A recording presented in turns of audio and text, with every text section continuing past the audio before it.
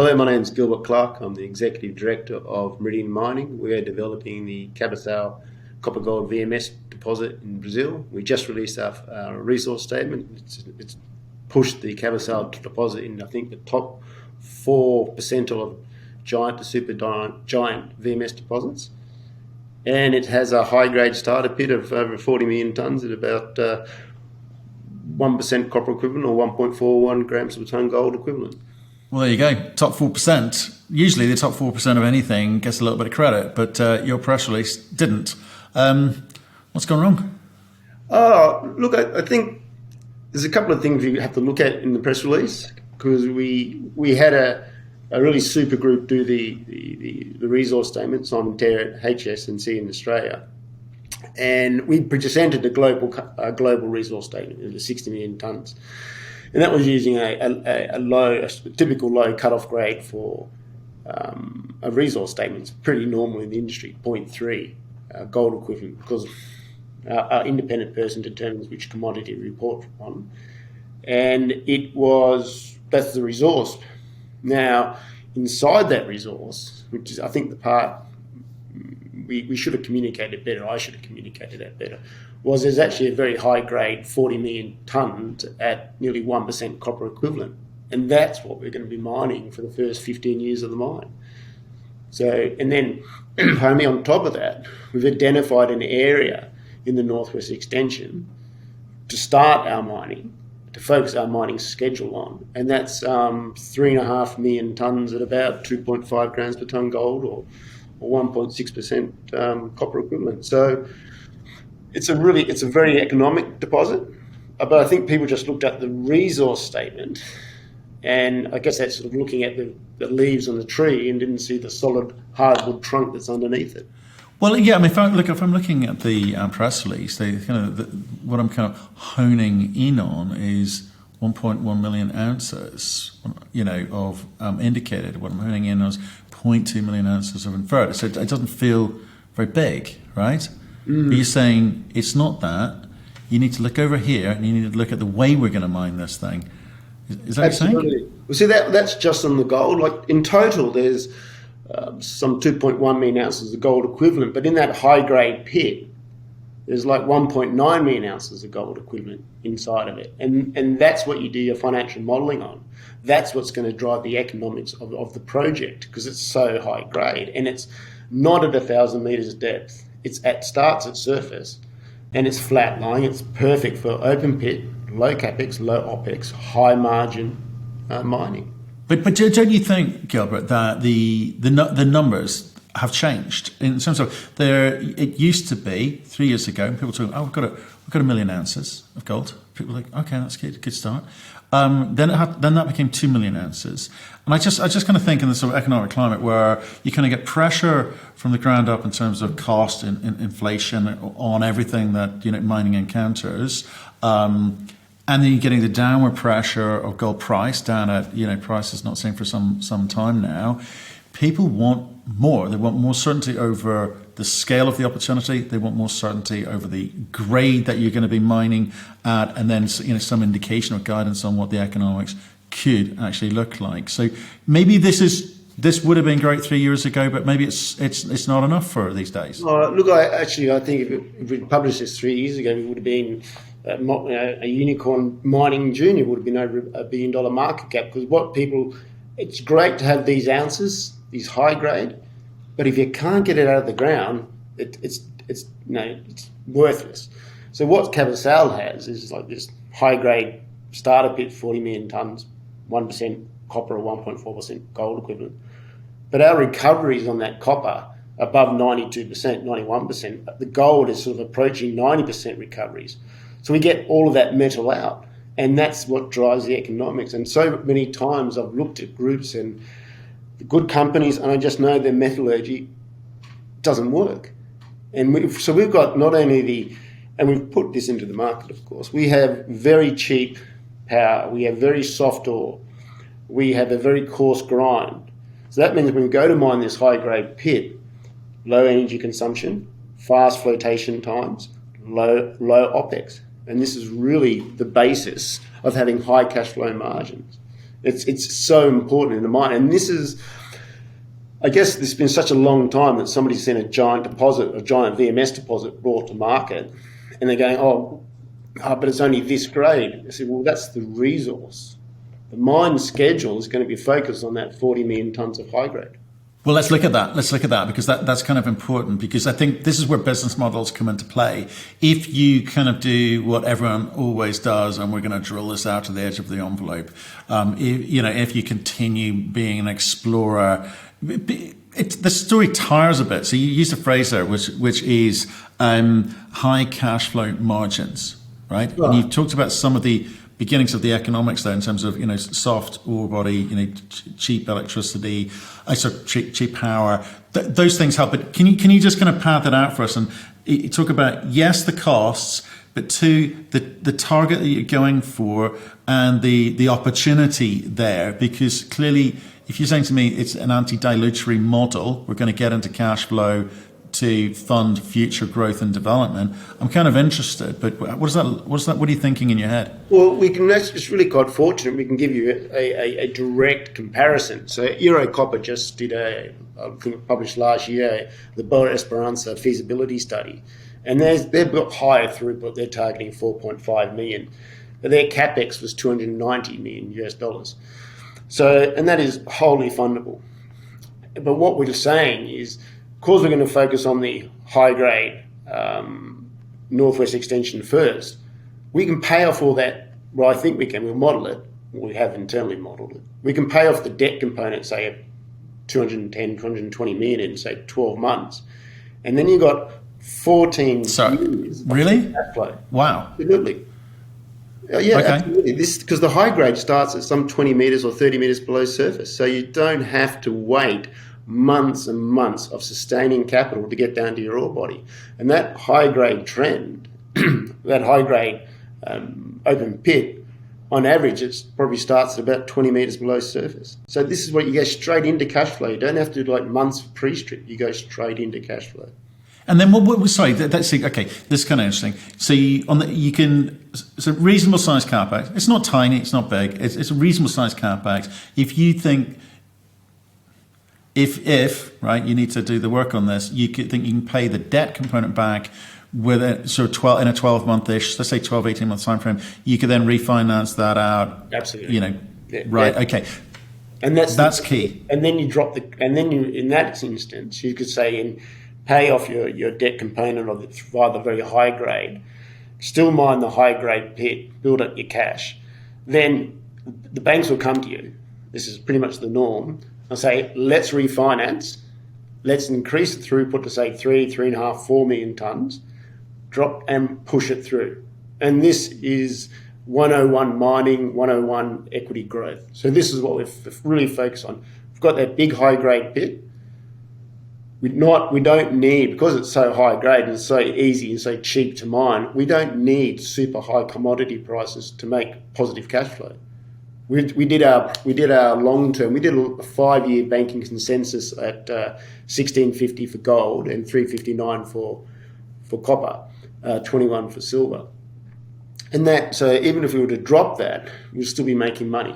We're looking at our OpEx is sort of projected to be sort of 1650 US a ton. So it's really interesting that low capex, because if you compare us to say one of these porphyries or a big underground mine, it's billions.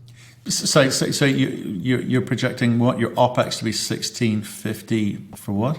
Per ton of ore milled. Yeah. Okay. Yeah, and you're extracting it. Right, and what's the gold or copper equivalent in there? I mean, what's the number? $16. That's you're down to $16. I think that's what 2.2 copper. I can figure it out. Right. Yeah. Okay. And what I'm trying to work out is the dollar number and the kind of margin if using. Well, so all in sustaining costs, including transport of concentrate, is maybe $26 a ton, and you're going to be mining in the first couple of years, $80 on today's the commodity prices we quoted. I think we trade around on that 1%. It's about $80. So you have this massive margin between current commodity prices, if they go up, if they go down, and our operational costs. And this is what the benefit of focusing on this really high-grade pit, which we it's in the table, it's very clear. And to the shareholders out there, I should have actually really maybe put that punchier into the presentation. I couldn't really do it in the resource announcement because that has 2 signatures and we have to be very correct about that. But in the correspondence, very much we're saying, guys, we have now got between a giant to a supergiant VMS because it's still not effectively closed off. It's in the top 15% for contained metal. But our high-grade pit is what we're going to schedule into the mining program. And that's not points, 1 gram, or it's not 0.6 copper or whatever. It is going to be about 1% copper equivalent. So this is the benefit of having this enormous resource, but inside that, very clearly, without having to strip everything back, we've got high-grade ore. Right, and okay, so I understand that the process and the way that you're going to attack this and why, and maybe we did a little bit of maths on what that margin could look like, and we'll discount that and let's see what that looks like. But you've still got to you're talking about being top 4% in the world in terms of tonnage and so forth. But what do you do going forward? Because I don't know what your cash position is, and I don't know precisely what you're going to focus on in terms of what you feel you need to tell the market about, what you feel you need to do on the ground. Is this big enough for now? And your focus is get into cash flow, and then you'll worry about the growth component again, or what? Oh, no, we've always said this to everyone. We always say, look, what we're going to do is focus on the criteria of the option agreement, which gives us 100% of the project. That's what we're going to do. Okay, that's number one. Okay. Cash on hand is sort of just under 5 million Canadian. We have actually just had more warrants, so the 30-cent warrants converted. So there's not going to be this, you've got 5 million warrants out there. They will all be converted in the coming weeks and months. And that gives us another 1.8. So we're not sort of, we're going to raise money straight away. We're worried about equity. The equity markets are what they are. It provides, in my view, the markets is really giving a discount to a very great discounted entry point for people now. When you look at our share price, I think it's circa 49.50 cents a share. But our economics, the size of what the prize we've established, and let's then go into the upside of the entire belt. I mean, it's a fantastic investment opportunity, and I can't give a comparison. I saw, I think Agnico did a deal on a VMS project in Mexico last week or something, and it was a $500 million deal for a 50% stake. You can't actually open pit it yet, so they've bought it for the future. And what we're looking at is something that it's in a mining lease. You can open pit mine in Brazil. We've got a great execution team that's delivered everything. Let's put it in sort of dollar and cents sense. These things in 18 months, we've gone for no resource, historical resource. We've done a 300% increase in the historical tonnages. I think it's 2 point something double in the contained metal. And we've done that at $3.50 US per ounce of gold equivalent. This company does not waste money. We put it into the ground. Okay, so what are you going to do about reframing for the market? Exactly how you're coming at this? We're just going to keep our focus. Absolutely, is to get everyone in the market to understand. Yes, this is a giant to super giant VMS deposit, and it has a just under giant high grade pit sitting in the middle of it. And this is these are the type of company maker assets that you want to have as a small cap junior.